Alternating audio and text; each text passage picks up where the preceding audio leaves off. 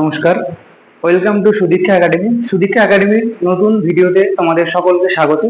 তোমরা ম্যাথসের ট্রিক্সের বিভিন্ন ক্লাসগুলো করছিলাম, তারই কন্টিনিউশন ক্লাস চলবে। তো আজকে যেটা আমরা শিখবো মেনলি, এটা পরীক্ষার পার্সপেক্টিভে খুবই ইম্পর্টেন্ট, খুবই আসে, পরীক্ষায় বারবার এসেছে, দেখা যায় যে। তো তার থিওরিটা আজকে আমরা দেখে নিই কেমন অঙ্ক এবং কি আসে এখান থেকে। তো দেখো, একটা পার্টিকুলার মূলধনকে বলে দেয় যে একটা লোক তার ছেলে মেয়েদের মধ্যে ভাগ করে রেখে দিল বা ব্যাংকে রেখে দিল।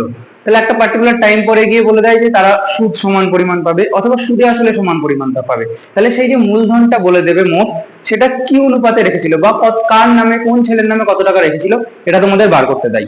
তো সেটা বার করারই আমাদের আজকে সহজেই যে ফর্মুলাটা আমরা অ্যাপ্লাই করতে পারবো সেটাই দেখে নিই। দেখো, লেখা আছে একটি নির্দিষ্ট মূলধনকে এমন ভাবে এনটি সন্তানের মধ্যে, অর্থাৎ এখানে এন সমান 2 হতে পারে, 3 হতে পারে, মেনলি আমাদের 2 আর 3 দিয়ে অঙ্কটা দেয়। দুটি এনটি সন্তানের মধ্যে বিভক্ত করা হলো যাতে প্রথম সন্তান R% হারে T1 বছরে, অর্থাৎ প্রথম সন্তানের সুদের হারটা যে ব্যাংকে রেখেছে প্রথম সন্তানের নামে, তার সুদের হচ্ছে R1% আর T1 বছরের জন্য রাখা হয়েছে। দ্বিতীয় সন্তান R2% হারে T2 বছরের জন্য, এরকম করে ডট ডট করে চলতে চলতে এনতম সন্তানের RN% হারে TN বছরে এই ঘটনাটা বলে দিলাম। এবার এখানে দুটো কেস আসছে। একটা কেস কি, প্রত্যেকে সম পরিমাণ সুদ পাবে। যদি বলে সুদটা সমান পাবে, আসল টাকা বাবার টাকা ছেলের নামে রেখেছে, বাবাই ফেরত নিয়ে নেবে, শুধু সুদটা সমান সমান দেবে।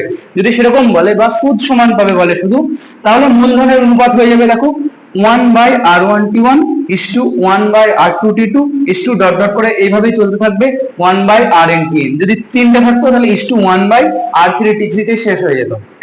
আর যদি বলে প্রত্যেকে সম পরিমাণ সুদ আসল পাবে, অর্থাৎ সবৃদ্ধিমূল যদি বলে, অর্থাৎ সুদ প্লাস বাবা যে আসলটা রেখেছিল সেটা, এবং ওই পার্টিকুলার রেটে, পার্টিকুলার সুদের হারে, পার্টিকুলার সময় পরে গিয়ে যদি সুদ প্লাস আসল মিলে যে টাকাটা পাবে সেটা প্রত্যেকে সমান পাবে যদি বলে, অর্থাৎ সবৃদ্ধিমূল বা সুদাসল সমান হবে, তাহলে মূলধনের অনুপাতটা হবে এটা 1/100 plus R1T1 is to 1/100 plus R2T2 is to dot dot করে চলতে চলতে 1/100 প্লাস RNTN।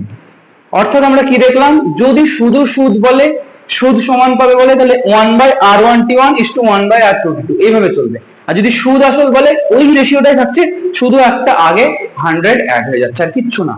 তাহলে বোঝা গেল এই দুটো মেন জিনিসে আমাদের এখানকার অঙ্কগুলো হবে। তো এই দুটো খুব ভালো করে মনে রাখবে, ঠিক আছে? একটা হচ্ছে সুদ সমান আর একটা হচ্ছে সুদ আসল সমান।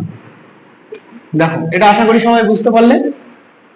এবার এটারই অ্যাপ্লিকেশন পার্টে আমরা যাব, অর্থাৎ এটা দিয়ে আমরা অঙ্ক করব। কি অঙ্ক দেয় পরীক্ষাতে সেটাই আমরা দেখব। চলো দেখে নেওয়া যাক কি ধরনের অঙ্ক আসে।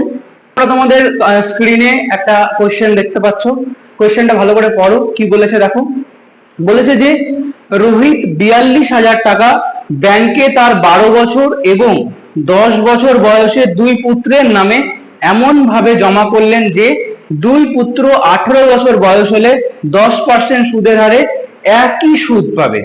ঠিক আছে? তাহলে তিনি বড় পুত্রের নামে কত টাকা জমা রেখেছিলেন। তাহলে এখানে দেখো, আমরা যদি সিম্পলি দেখি, এখানে যে আসল বা মূলধনটা জমা রাখার কথা বলেছিলাম সেটা হচ্ছে 42,000, টোটাল হচ্ছে 42,000। রোহিত 42,000 টাকা জমা রাখছে কার নামে? দুই পুত্রের নামে। ঠিক আছে? একজনের বয়স হচ্ছে, আমি সান1 বললাম আর সান2 বললাম। একজনের বয়স হচ্ছে 12 বছর আর একজনের হচ্ছে 10 বছর। তাহলে সিম্পলি বোঝা যাচ্ছে এর বয়স, এ হচ্ছে বড় ছেলে, এ হচ্ছে ছোট ছেলে। তাহলে 18 বছর বয়স কমপ্লিট হতে গেলে এর টাকাটা কত বছর থাকবে? এর টাকাটা দেখো, T1 যেটা হবে, T1 হচ্ছে 18 মাইনাস 12, অর্থাৎ 6 বছরের টাকাটা থাকবে। আর এখানে T2 কত হয়ে যাবে?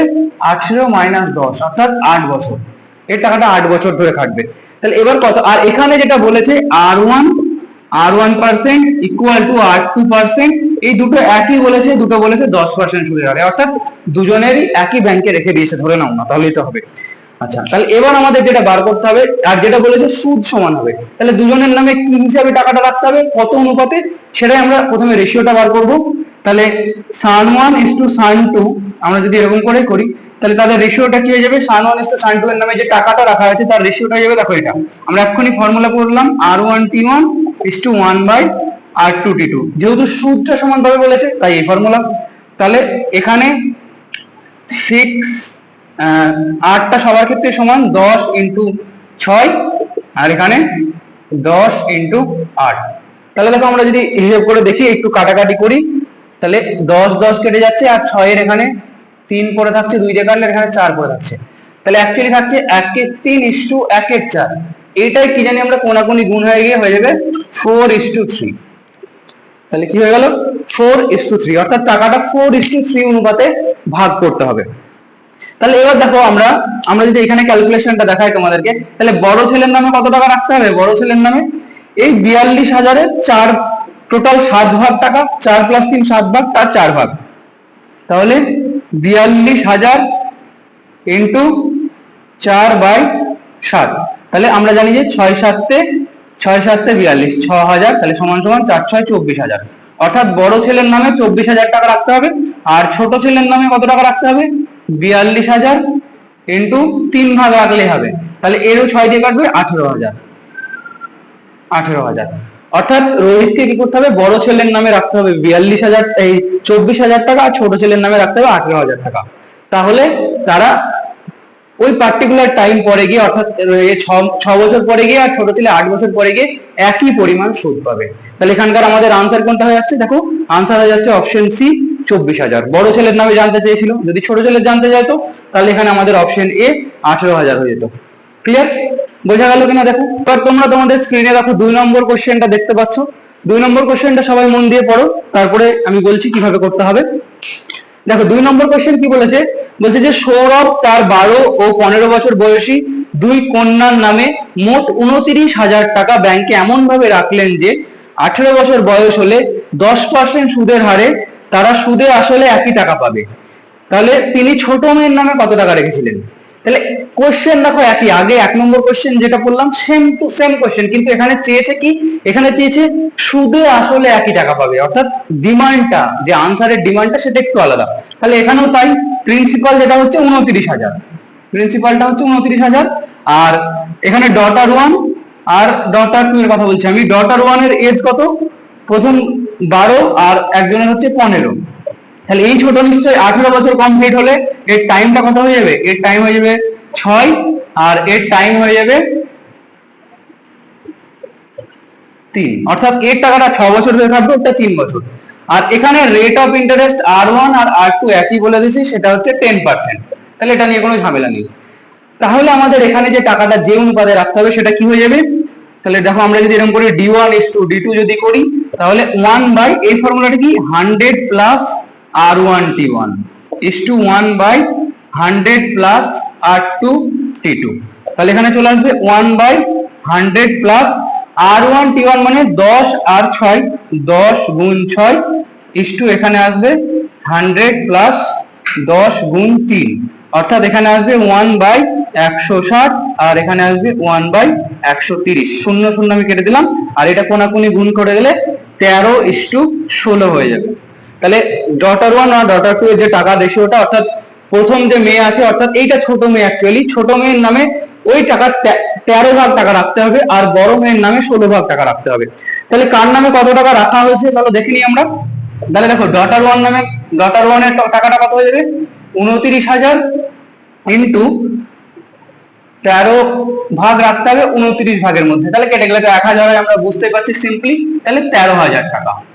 তাহলে ছোট মেয়ের নামে 13,000 টাকা রাখলেই হয়ে যাচ্ছে। আর আমরা বড় মেয়েরটা বার করে রাখি, ডটার 2 যেটা, সেটা হচ্ছে 29,000 ইন্টু 16/29, তাহলে সমান সমান 16,000। সিম্পলি দেখো, যদি সুদে আসলে সমান টাকা পেতে হয় তাহলে সহজেই বড় মেয়ের নামে বেশি টাকা রাখতে হবে, কারণ কি? বড় মেয়ের সময়টা কম না, যে জন্য আনসার হয়ে যাবে এটা। বোঝা গেছে? তো এই রকমের আরো 2-3টে কোয়েশ্চেন আমি তোমাদেরকে হোমওয়ার্ক দিয়ে দিলাম, তোমরা যেটা স্ক্রিনে দেখতে পাচ্ছ, এগুলো অবশ্যই সলভ করবে এবং কমেন্ট সেকশনে আমাকে আনসার জানাবে। আর ক্লাসটা কেমন লাগলো অবশ্যই জানাবে। ক্লাসটা এতক্ষণ ধরে ধৈর্য ধরে দেখার জন্য সবাইকে থ্যাংক ইউ। ক্লাসটা ভালো লাগলে বন্ধুদের সাথে শেয়ার করবে এবং কমেন্টে অবশ্যই জানাবে আনসার।